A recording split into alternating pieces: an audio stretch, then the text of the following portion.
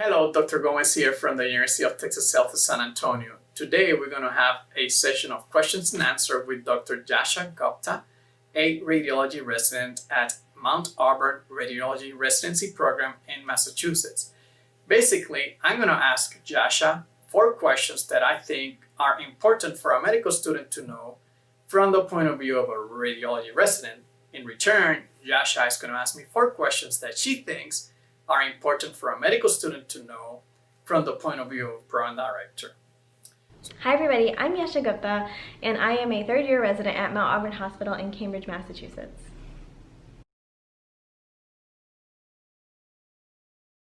If a medical student attends your virtual town hall or any online informational sessions, will this play into whether or not you give them an interview? First of all, these sessions are meant to be informative.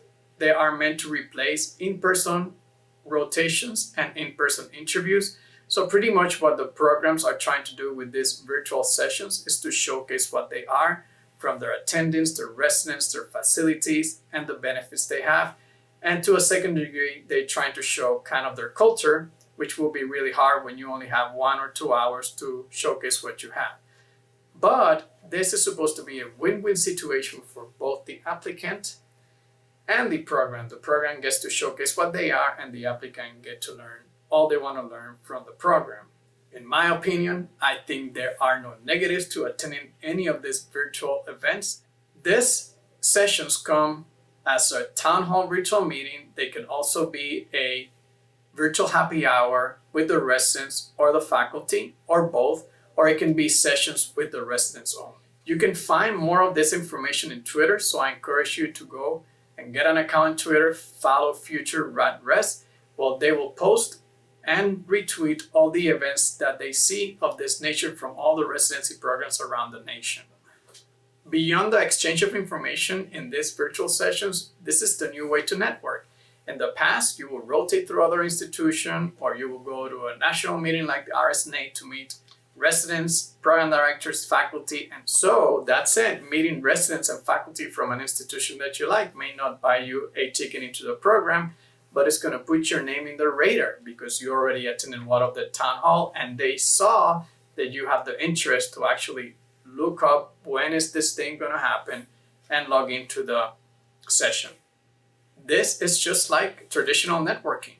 Attendance to any of this session won't assure you an interview for sure, but it will be time very well spent. You learn about the program, you're gonna get to know new people, you get to network with them, and you get to put your name on their radar, and also you're gonna get to learn about all the current issues in radiology, which is gonna come very handy at the time of the interview.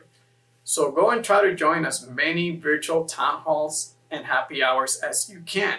Even if you're just logging in and keeping yourself in mute, you're going to learn a lot and it's going to be only a benefit to you. The best approach for medical students that rotate with me is the interested but not overly enthusiastic approach. So I like medical students who are really interested. They do take initiative to ask questions, but there are also medical students that ask too many questions and too often that really does end up slowing me down. So I think that if med students are interested and they do have pertinent questions to the study I'm reading, I'm always happy to answer them and to show them what I'm looking at. And when I am with a medical student, I do take initiative also to kind of show them what I'm looking at as I scroll through a CT scan or when I'm looking at a radiograph. And I think that type of partnership really helps both people learn because, I also learn from the questions that medical students ask. Sometimes I don't know the answers. And so in that way, we can both be learning from each other. But anytime you feel like you're slowing down the resident, that's when you probably feel like you should ease up a little bit. As we all know, it's been really hard for medical students to get radiology rotations this year due to so many cancellations with the pandemic. If medical students don't have the required radiology letters, but they have other really great letters, will this affect their application at all? Well, the short answer is no. I think here the problem is for medical students coming from smaller institutions that are not necessarily associated to big medical centers. These students may find it difficult to actually rotate in radiology. And they're going to have to depend on some virtual rotations or, like Yasha said, in other major rotations that are similar or have some type of similarity to radiology. I think students from big medical centers and big medical school probably are going to have the opportunity to rotate through radiology and get their recommendation letters. For example, in our institution, we are offering radiology elective to the medical students that actually want to go into radiology, but we're not accepting any rotation from outside students. So that said, I think the program directors are going to expect a lot of recommendation letters coming from people who are not in radiology, especially those students that come from smaller programs. So I wouldn't think of that as a disadvantage. Also, as I mentioned in prior videos, the importance of the letter of recommendation is to be written by somebody that knows you well and has worked with you and can comment on your work ethic and emotional intelligence. And sometimes it's not a radiologist who can do that. So let's talk a little bit about virtual rotations. I think that if you have the opportunity, try to participate in a virtual rotation. If you don't have the opportunity to rotate through radiology in your institution, I'm a little worried that there are not going to be enough virtual rotations for all the demand of all the medical students from all the institutions. But if you have the opportunity, try to do one. If you can't find one, I wouldn't worry that much about it and would just concentrate on trying to do a good job on the rotations that I'm doing anyways. And about the recommendation letter, let's repeat it again. Just try to get somebody that you know can comment accurately on your emotional intelligence and work ethic. So there are actually a lot of ways that medical students can help with the workload. Obviously, you can't write notes, you can't do my dictations, but looking up pertinent history for the studies that we're going to look at together, looking up lab values, figuring out what's really going on with the patient, maybe they had something new that happened this morning in a note. I think those are all things that can help me when I'm reading a study. You don't have to feel like you're helping me in the sense that you're reading studies, but I think the major thing, like I mentioned before, is to just not slow the resident down too much.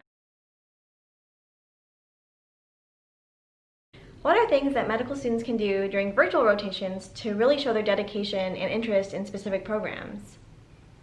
The first thing is obvious, having the initiative to try to apply for one, contacting people, filling out all the papers with your institution, and the institution that you're going takes a lot of work. I know because I'm offering virtual rotations and it's a lot of extra work that we have to do. Only showing the initiative and trying to do anything that you can to try to get a virtual rotation says a lot about your interest and your industriosity. Once you have the rotation, obviously like any other rotations, try to be on time for all the Zoom meetings that you have with your faculty, mentor, or proctor.